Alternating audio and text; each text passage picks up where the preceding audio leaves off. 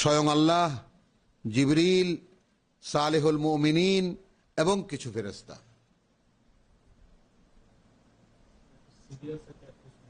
হ্যাঁ, সেটা না এখন কল্পনাই করতে পারি আমরা। মাত্র 7-8 জন মহিলা, বাদ বাকি মহিলারা তো ইনোসেন্ট, তারা কিছু জানেও না ঘটনার বিষয়ে। তো আসলে তো এই সাবধান বাণীটি বা এত বড় ভয়ঙ্কর কথা শোনানো হচ্ছে 2 জন মহিলাকে।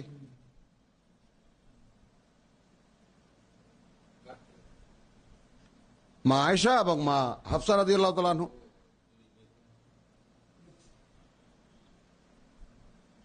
তো আসলে যারা করেছেন তাদেরকেই শোনানো হচ্ছে, যারা তওবার কথা আল্লাহ তাআলা যাদেরকে বলেছেন তাদেরকেই বলছেন এই কথাটা, যে তোমরা যদি আবার জোটবদ্ধ হওয়ার কোনো চিন্তা ভাবনা করো তার বিরুদ্ধে, তাহলে কিন্তু তার সঙ্গে কারা কারা আছে? আমি আল্লাহ স্বয়ং, জিবরাইল আছে, সালেহুল মুমিনিন আছে, ফেরেশতারা আছে কয়েকজন তার সঙ্গে তাকে সাহায্য করার জন্য। এখন বুঝে নাও কি করবা।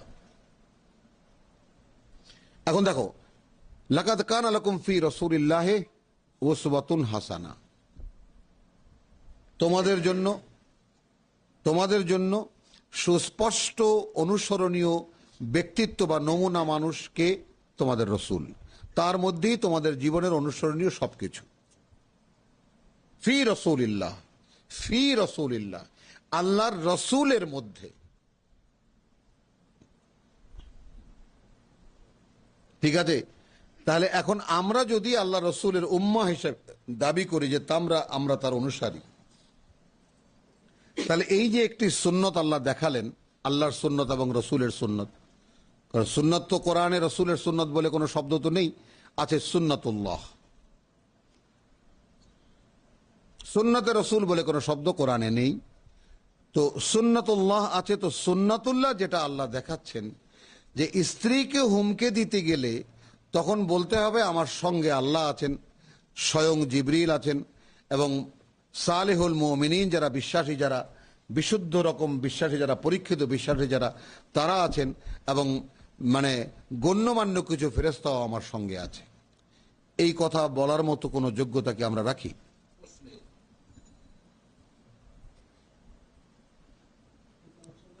তো তাহলে আমরা রসুলের অনুসারী কি করে হব, কি করে হলাম?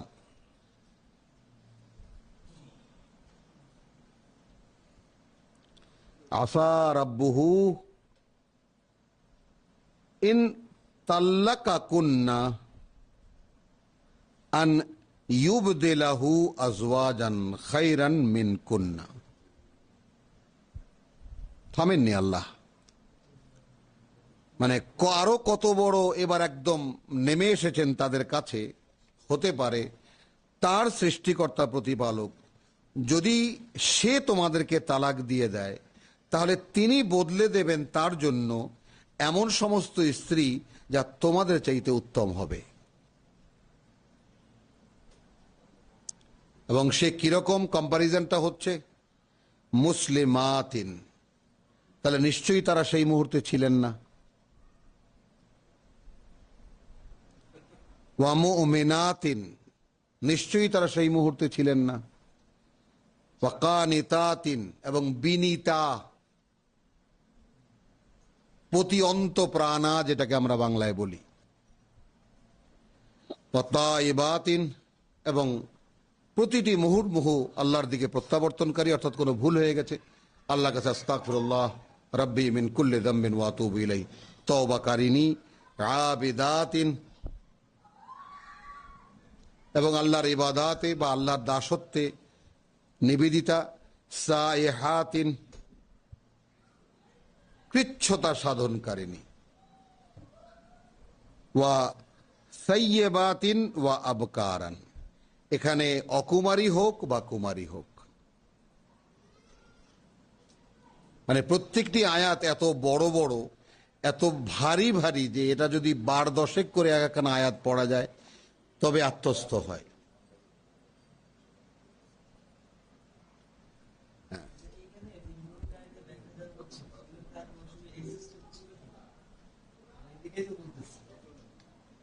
মানে যে সমস্ত ঘাটতি তাদের মধ্যে ছিল, যা এখনো হয়নি, সেইগুলোর কথা এখানে বলা হচ্ছে। যে যদি সে তোমাদেরকে তালাক দিয়ে দেয়, অর্থাৎ রসুল যদি বা নবী যদি তালাক দিয়ে দেয় তোমাদেরকে, তাহলে হতে পারে এমন যে তার সৃষ্টিকর্তা তাকে বা তার প্রভু যিনি তিনি তাকে বদলে দেবেন এমন সমস্ত স্ত্রী যারা হবে তোমাদের চাইতে অনেক উত্তম।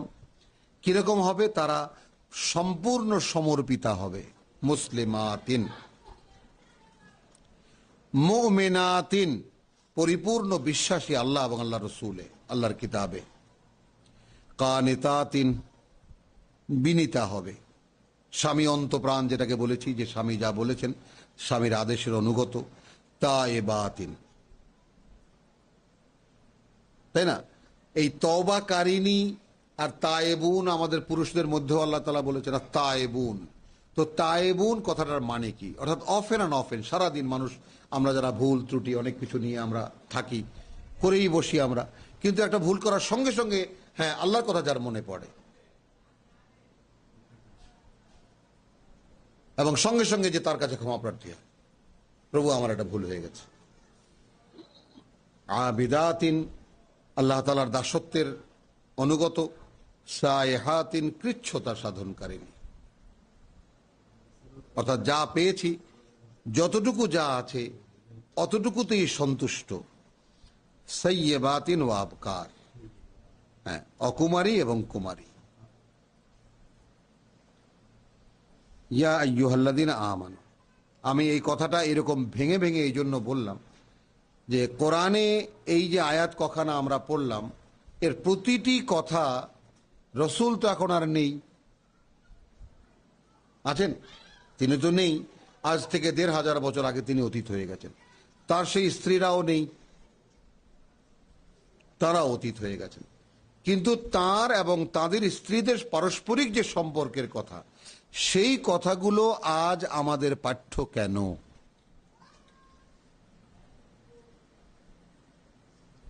এবং এইভাবে খুঁটিয়ে খুঁটিয়ে আল্লাহ রাব্বুল আলামিন কেন আমাদেরকে সে কথা বলছেন?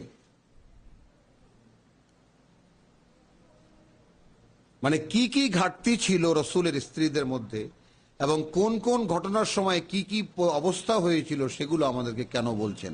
বলছেন এই জন্য যে আমরা যে পরিবার গঠন করব, আমাদের যে পরিবারগুলো হবে, সেই পরিবারগুলোর অভ্যন্তরীণ অবস্থাটা যেন এইরকম হয়। তাহলে এখন আমি আবারও সেই কথাটা রিপিট করি, যে কথাটা একটু আগে আমি বলেছিলাম, যে আমাদের স্ত্রীদের সঙ্গে যদি কোনো ব্যাপার নিয়ে আমাদের কোনো ঝগড়াঝাটি হয়, তাহলে আমরা কি এটা চ্যালেঞ্জের সঙ্গে, আমরা কি আমাদের পার্সোনালিটি বা আমাদের ব্যক্তিত্ব কি এমন যে আমরা তাদের সামনে আমাদের ব্যক্তিত্বকে সামনে রেখে বলতে পারি, দেখো আমার বিরুদ্ধে কোনো ধরনের কোনো চিন্তা ভাবনা করলে তাহলে কিন্তু আল্লাহ আমার সঙ্গে আছেন, জিবরাইল আমার সঙ্গে আছেন, আমার বিশ্বাসী ভাইয়েরা আমার সঙ্গে আছেন এবং গণ্যমান্য কিছু ফেরেশতাও আমার সঙ্গে আছেন। বিষয়টা এত বড় যে এর কোনো পরিমাপ আমার ধারণায় আসে না। তাহলে একটি মুসলিম পরিবার, একটি মুসলমান মানুষ, একটি মুসলিম পুরুষ এবং একটি মুসলিম নারী, দুজন যে একত্রিত হবে আল্লাহর হদ কায়েম করার জন্য, এবং সেখানে যে বাচ্চা উৎপাদন হবে, সন্তান উৎপাদন হবে, তারা যদি আল্লাহর হুদুদের মধ্যে থাকে, তাহলে তারা আল্লাহ তাআলা ওয়ালাদান সালেহান দেবেন।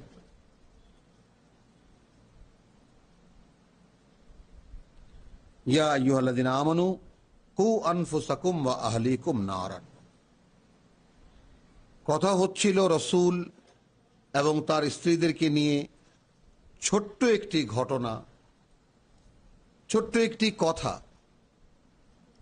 মা আয়েশার যে বয়সের যে বর্ণনা আমরা বিভিন্নভাবে ঐতিহাসিক সূত্র থেকে পাই, তাতে তার পক্ষে এরকম একটা কথা একজনকে বলে দেওয়াটা খুব অবাক কোনো ব্যাপার নয়,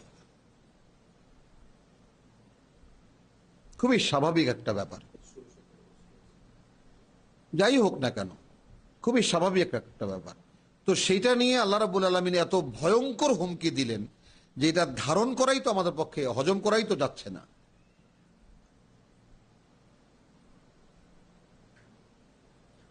আচ্ছা, এর সঙ্গে আয়াত 6 যুক্ত করে দিচ্ছেন আমাদেরকে আল্লাহ তাআলা, হে বিশ্বাসীরা, কু আনফুসাকুম ওয়া আহলিকুম নারা, রক্ষা করো, বাঁচাও নিজেদেরকে এবং তোমাদের পরিবারকে আগুন থেকে।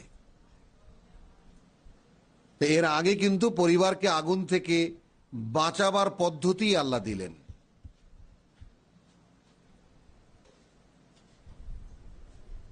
তার মানে যেই মুমিন মানুষটি যেই মোমেন ব্যক্তিটি তার সঙ্গে আল্লাহ আছেন, অভিভাবক আল্লাহ, তার সঙ্গে আল্লাহ, তার সঙ্গে জিবরিল, তার সঙ্গে বিশ্বাসীরা এবং তার সঙ্গে ফেরেশতারা, এই তার মানে কি, এটা কাছে নিশ্চিত বিশ্বাস যদি এরকম থাকে তবেই না সে কথা কেউ বলতে পারে। এখন আমরা কি আল্লাহকে সঙ্গে অনুভব করি? করি না। জিবরাইল আমিনকে সঙ্গে অনুভব করি? করি না। কারণ একটা কথা কিন্তু এই কোরআন, এই সঙ্গে সঙ্গে এটাও একটা বক্তব্য যে আমার এই যতদিনের কোরআন অধ্যয়ন, তাতে একটা ব্যাপার আমার কাছে পরিষ্কার, যে আমি ওই যে দেখিয়েছি যে তুমি তাড়াহুড়া করবে না। কোন সূরা জানো? না, ওইটা না, ওই যে পূর্ণ হয়ে যাবে পারি। হ্যাঁ, তো সূরা তহার সেই আয়াতখানা আমরা একটু দেখিনি, যে এখানে যে আল্লাহ তাআলা বলেছেন আমাদেরকে, হ্যাঁ, লা তা'জাল বিল কোরআন, মানে কতটা প্রাসঙ্গিক এই বিষয়টা একটু দেখে নাও সবাই আমরা, যে ওয়ালা তা'জাল বিল কোরআন, কোরআন নিয়ে কোনো তাড়াহুড়া করবে না, মিন ক্বাবলি, তার আগে, আন ইউকদা ইলাইকা ওয়াহয়ুহু,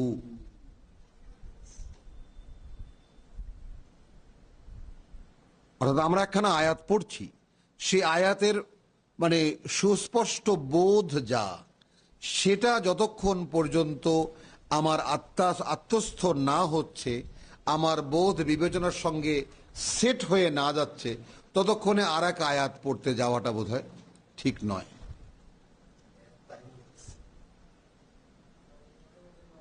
হ্যাঁ, একখানা আয়াত যখন তার বোধ সহ তোমার অন্তরের মধ্যে বা তোমার সমস্ত বোধ বিবেচনার সঙ্গে সেট না হয়ে যায়, যে হ্যাঁ এই আয়াতখানা আমি আল্লাহ কি বললেন আমি তা বুঝতে পারলাম, তো এই জন্য ওখানে কিন্তু ওয়ালা তা'জাল বিল কোরআন, কোরআন নিয়ে এই তাড়াহুড়া বা এই ধরনের কোনো মানে বাড়াবাড়ি করার কোনো সুযোগই নেই। কি হবে? মিন ক্বাবলি আন ইউকদা ইলাইকা ওয়াহয়ুহু কুল রাব্বি জিদনি ইলমা। এখন এই কথাটা আর একদম দলিল হয়ে গেল যে যতক্ষণ পর্যন্ত বুঝতে না পারছো, অতক্ষণ পর্যন্ত তোমার মন যেন শুধু এই চিৎকার করতে থাকে যে প্রভু আমাকে বুঝতে দাও, আমার জ্ঞানকে প্রবৃদ্ধি দাও বা বাড়িয়ে দাও, আমি যেন বুঝতে পারি। তাহলে কোরআনকে বোঝার জন্য ইলম দরকার। হ্যাঁ, তো এই ইলমকে, এই ইলমই আবার কোরআন, অর্থাৎ জ্ঞান দাও আমাকে যেন আমি বুঝতে পারি। তো এই তহার 114 আয়াতখানা এখানে এনে জুড়ে দিলে কি দাঁড়ালো জিনিসটা, যে কোরআনে একখানা আয়াত যখন আমরা পড়ি, একটা বিধান যখন আমরা পড়ি, তখন তার পরিপূর্ণ বোধ মনের মধ্যে সেট না হয়ে যাওয়া পর্যন্ত, এবং মন, অন্তর, সমুদয় এবং চেতনা, এই তিনটি জিনিস যখন একত্রে লাব্বায়েক না বলবে যে হ্যাঁ এই কথাটা আমার মানা উচিত, আমার এই অনুযায়ী আমার নিজেকে গড়ে তোলা উচিত, আমার পরিবারকে গড়ে তোলা উচিত। এখন এই ভয়ঙ্কর রসুলের পারিবারিক কথাটা বলার সঙ্গে সঙ্গে আমাদেরকে আল্লাহ জানিয়ে দিচ্ছেন, ইয়া আইয়ুহাল্লাযীনা আমানু কু আনফুসাকুম ওয়া আহলিকুম নারা। তাহলে আল্লাহ তাআলা একরকম নিশ্চিত করেই বলছেন যে তোমরা আগুনের মধ্যেই আছো।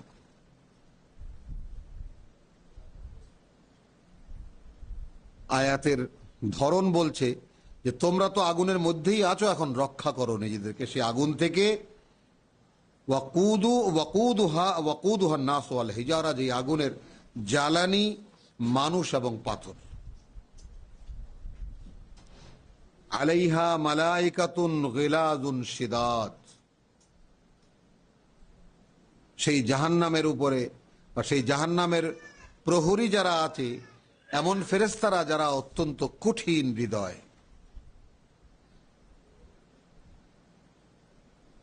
লা ইয়াসুনাল্লাহ মা আমারাহুম, কোনো অবাধ্যতা তারা করে না যা আল্লাহ তাদেরকে করতে আদেশ করেছেন। ওয়া ইয়াফআলুনা মা ইউমারুন, এবং তারা করে তাই যা করতে তারা আদিষ্ট হয়। এই জায়গাটায় আমরা কিভাবে জায়গাটাকে নেব? আল্লাহ তাআলা সরাসরি বলছেন কু আনফুসাকুম ওয়া আহলিকুম নারা ইয়া আইয়ুহাল্লাযীনা আমানু, হে যারা মানে বলেছো যে আমানতু বিল্লাহি ওয়া মালাইকাতিহি ওয়া কুতুবিহি ওয়া রুসুলিহি ওয়া বিল ইয়াউমিল আখির, যদি সত্যি বলে থাকো তাহলে এখন তুমি এবং তোমার পরিবারকে রক্ষা করো আগুন থেকে।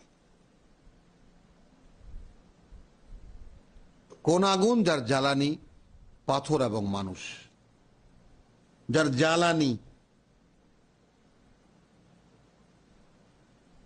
সেখানে যে ফেরেশতারা আছে সেই কথাটি বলার কি দরকার? অর্থাৎ তোমরা যে ফেরেশতাদেরকে একটু ভুলিয়ে বালিয়ে কাকুতি মিনতি করে বলবা যে ভাই আমাদেরকে একটুখানি রক্ষা করো,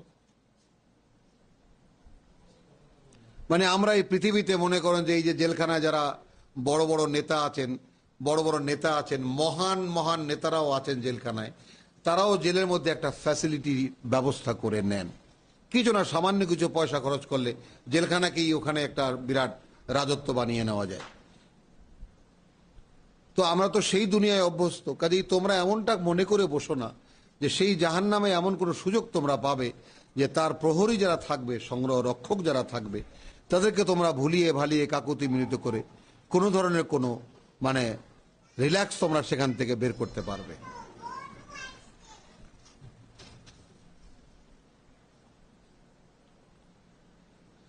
এই জন্য ফেরেশতাদেরকে কি বলেছেন আল্লাহ তাআলা? যে আলাইহা মালাইকাতুন গিলাযুন শাদীদ, শিদাদুন, হ্যাঁ শিদাদ, ইন্না লিল্লাহ। তো আলাইহা মালাইকাতুন গিলাযুন শিদাদ, কঠিনতর, মানে কঠিন হৃদয়ের একেবারে, মানে পাষাণ হৃদয় আমরা যেটাকে বলি। লা ইয়াসুনাল্লাহ, কোন অবাধ্যতা তারা করে না আল্লাহর। মা আমারাহুম, যা আদেশ করেছেন তাদেরকে আল্লাহ। ওয়া ইয়াফআলুনা মা ইউমারুন, এবং তারা করে তাই যা তাদেরকে করতে আদেশ করা হয়েছে। কতভাবে কথাটা ঘুরিয়ে ফিরিয়ে বলা হয়েছে। তার মানে কোনো ধরনের কোনো অবকাশ বা চুল পরিমাণ বা সূচ পরিমাণ প্রবেশ করারও কোনো সুযোগ সেখানে নাই, কোনো অবকাশ সেখান থেকে বের করতে পারবে না। রক্ষা করো নিজেদেরকে সেখান থেকে। ইয়া আইয়ুহাল্লাযীনা কাফারু, ইয়া আইয়ুহাল্লাযীনা কাফারু। এখন এই জায়গায় আবার কাফেরদের প্রতি সম্বোধন আসলো কি করে? এখানে কাফের কে হবে? লা তা'তাযিরু আল ইয়াওম, তখন বলা হবে হে যারা আল্লাহর এই বাণী এবং বার্তাকে প্রত্যাখ্যান করেছিলে, আজকে কোনো ধরনের কোনো অজুহাত দেখিও না। ওই যে কাকুতি মিনতির কথাটা, ইন্নামা তুজজাউনা মা কুনতুম তা'মালুন, তোমরা আর কিছুই নও, তাই তোমরা পেয়েছো যা তোমরা করেছো, তার বিনিময়ে তোমাদেরকে দেওয়া হয়েছে যা তোমরা করেছো। ইয়া আইয়ুহাল্লাযীনা আমানু, প্রেজেন্ট মানে হ্যাঁ, মানে ওই প্রেজেন্টে তো সেই জাহান্নামের। হ্যাঁ, ও এখন যদি কন্টিনিউ ধরি, হ্যাঁ ধরা যাবে, ধরা যাবে, ধরা যাবে, ধরা যাবে। মানে এখন এখানে ধরা যাবে না, ধরা যাবে এই কারণে, মানে সেদিকে আমি যাইনি, সাহস করে যাইনি এই কারণে যে গেলে অনেকগুলো বিতর্ক সৃষ্টি হবে। তো বিতর্ক সৃষ্টি হবে কি, এই আয়াতকে যদি এখন আমরা ধরি, ইয়া আইয়ুহাল্লাযীনা কাফারু, এর আগে ইয়া আইয়ুহাল্লাযীনা আমানু, তো কাফারু মানে কি? না না না, কু আনফুসাকুম ওয়া আহলিকুম নারা, যারা তাকে, নিজেকে এবং নিজের পরিবারকে আগুন থেকে রক্ষার সর্বাত্মক চেষ্টায় লিপ্ত নও, যাদের সমস্ত কাজ কর্ম চিন্তা ভাবনা ধ্যান ধারণা সব কিছু যাদের এক কেন্দ্রিক নয় যে আমি কি করে জাহান্নাম থেকে বাঁচবো এবং আমার পরিবারকে কি করে বাঁচাবো। বাস তোমার স্ত্রীকে আগে ধরো না এবং তোমার সন্তান, পরিবার তোমার থেকে অধস্তন হয়, তার সঙ্গে ঊর্ধ্বরা থাকলে সেটা বাড়তি হয়। পরিবার বলা হয় ব্যক্তি কেন্দ্রিক, যেই তার নিচে যারা থাকে। এখন যারা জাহান্নাম থেকে নিজেদেরকে রক্ষা করার চেষ্টা এবং পরিবারকে রক্ষা করার চেষ্টা যারা করছে না, তারাই কাফারু।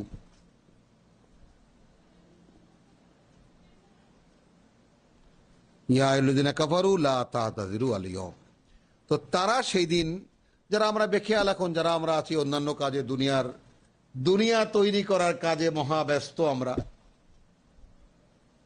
তারা তো সেদিন বলবো যে আরে এই কারণে ছিলাম না, ওই কারণে ছিল, পরীক্ষা ছিল, একের পর এক পরীক্ষা, কি করে সময় দেবো, দিতে পারিনি, নানান ধরনের ওজোর দেওয়া হবে। তো বললেন যে আজকে কোনো ওজোর দেখিও না, ইন্নামা তুজজাউনা মা কুনতুম তা'মালুন, তাই পেয়েছো তোমরা যা তোমরা করতে তার বিনিময়ে।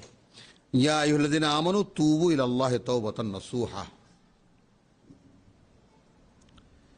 হে বিশ্বাসীরা আল্লাহর দিকে ফেরো। ফেরা, আল্লাহর দিকে মানে আল্লাহর কাছে প্রতিজ্ঞা করো ফেরার, সেইভাবে ইলা তাওবাতান নাসুহা, একদম বলে দেখ সত্যিকারের তওবা বা খাঁটি তওবা। আসা রাব্বুকুম, তার মানে এখনকার পজিশনে চলে আসো।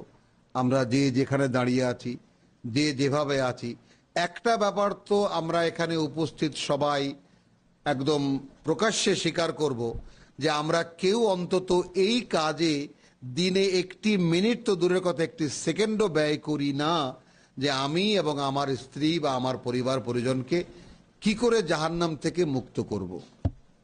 বরং আমরা সারাদিন প্রতিটি মিনিট প্রতিটি সেকেন্ডও বিনিয়োগ করি, লাগিয়ে দেই কি করে আমি এবং আমার পরিবার সহ জাহান্নামের জ্বালানি হতে পারবো।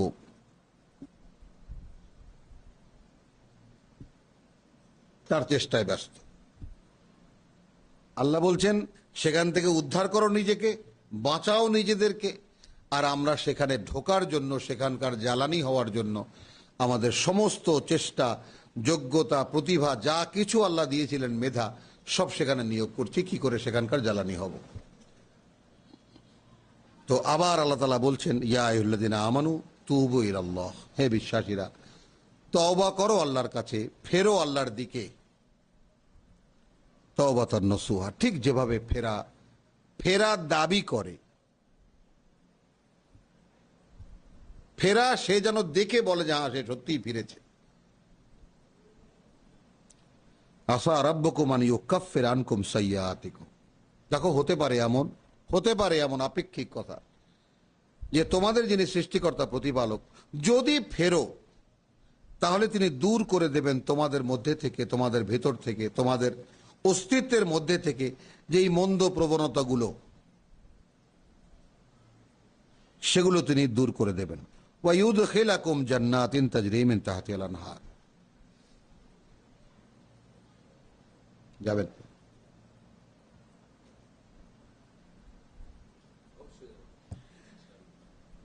তাহলে, এবং তিনি প্রবেশ করিয়ে নেবেন তোমাদেরকে সেই সুন্দরতম বনভূমিতে যার বুক চিরে অসংখ্য ঝর্ণা জলপ্রপাত প্রবাহিত। ইয়াউমা লা ইউখজিল্লাহুন নাবিয়্যা ওয়াল্লাযীনা আমানু মাআহু, কিভাবে আবার সেই নবীর প্রসঙ্গটি এখানে আবার আল্লাহ যুক্ত করে দিলেন। তুমি মিষ্টি মিষ্টি হাসো কেন? তো কিভাবে আবার আল্লাহ তাআলা যুক্ত করে দিলেন যে ইয়াউমা লা ইউখজি আল্লাহু, সেই দিন কিন্তু আল্লাহ লাঞ্ছিত করবেন না তার নবীকে, এবং ওয়াল্লাযীনা আমানু মাহু, এবং যারা ঈমান এনে বা বিশ্বাসের সম্পূর্ণ দাবি আদায় করে তার সঙ্গী হতে চেয়েছে।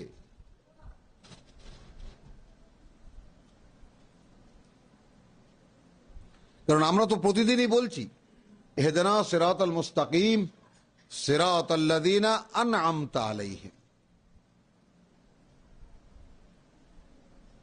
তো পৃথিবীতে আনআমতা আলাইহিম কারা? আন-নাবিয়্যিন। আচ্ছা, নূরুহুম ইয়াসআ বাইনা আইদিহিম ওয়া বিআইমানিহিম, তো যারা নিজেদেরকে এই পৃথিবীতে জাহান্নামের জ্বালানি হতে না চেয়ে রক্ষা করলো সেই আগুন থেকে, দুটো জিনিস, একটা হলো জ্বালানি না হওয়া, একটা হলো সেখানে জ্বলতেও না যাওয়া। যারা রক্ষা করলো, বাঁচাতে পারলো, বাঁচাতে পেতে সফল হলো, যারা নিজেদেরকে রক্ষা করতে জাহান্নাম থেকে, তাহলে তারা কি হলো? তাদের মধ্যে এক ধরনের আলো জন্মাবে। এখন এই নূরের সম্পর্কে যদি আবার যাই তাহলে সূরা নূরে যেতে হবে। এবং নূর সংক্রান্ত বিভিন্ন আয়াতে কোরআনে আছে। তো সেটা আল্লাহু নূরুস সামাওয়াতি ওয়াল আরদ, এটা সূরা নূরের 35 নম্বর আয়াতে বলা হয়েছে। সেখানে বলে আবার সেই আয়াতের শেষে বিশাল আয়াত, সেখানে আল্লাহ বলেছেন যে ইয়াহদিল্লাহু লিনূরিহি মাইয়াশা, সেই নূরের বিভিন্ন বর্ণনা দিয়ে শেষে আল্লাহ বলেছেন যে এই আলোর দিকে আল্লাহ পথ দেখান যাকে তিনি চান। আর এখানে আমরা সূরা আনামে একটা জিনিস দেখব,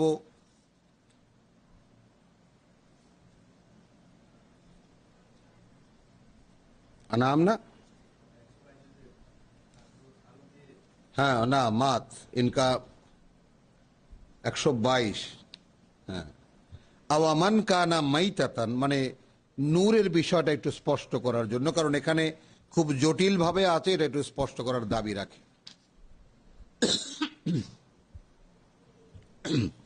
আওয়ামান কানা মাইতাতান, আচ্ছা যে ছিল মৃত, ফাআহইয়াইনাহু, তারপরে আমরা জীবিত করলাম তাকে, ওয়া জাআলনা লাহু নূরান, এবং তার জন্য আয়োজন করলাম একটি আলোর,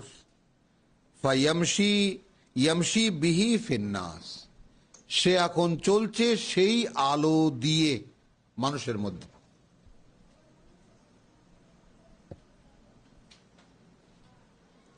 এ গেল এক আলো। তারপরে আমরা সূরা, না ওদিকে যাব না, আপনার এদিকে আসেন, এই যে আমরা যেটা সূরা আরাফ না,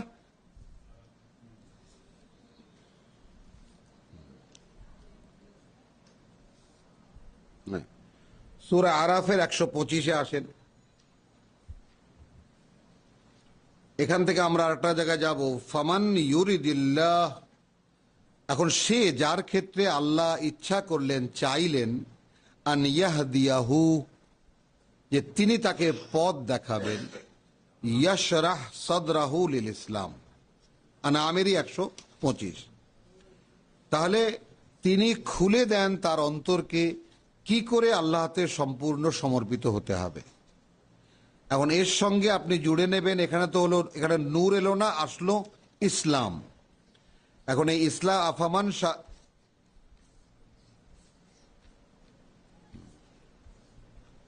এরপরে কোথাও এটা বলো, হ্যাঁ না, হ্যাঁ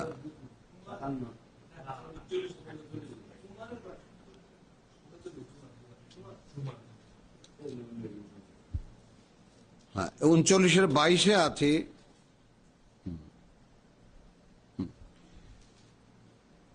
এখানে আছে আফামান শারাহা, ওখানে কি বললাম, ফামান ইউরিদিল্লাহু আন ইয়াহদিয়াহু, যার জন্য আল্লাহ চাইলেন যে তিনি তাকে পথ দেখাবেন, ইয়াশরাহ সাদরাহু, খুলে দিচ্ছেন তার চেতনাকে বা তার বক্ষকে, লিল ইসলাম, কি করে সম্পূর্ণ সমর্পিত হতে হবে। হ্যাঁ যাব এই নূরের ব্যাপারে, হ্যাঁ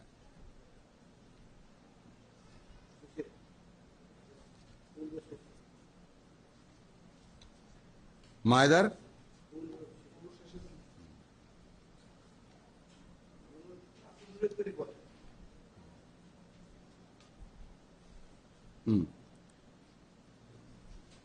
হ্যাঁ হ্যাঁ এটাও প্রাসঙ্গিক, আমাদের এই প্রাসঙ্গিক কিতাব, ইয়া আহলাল কিতাব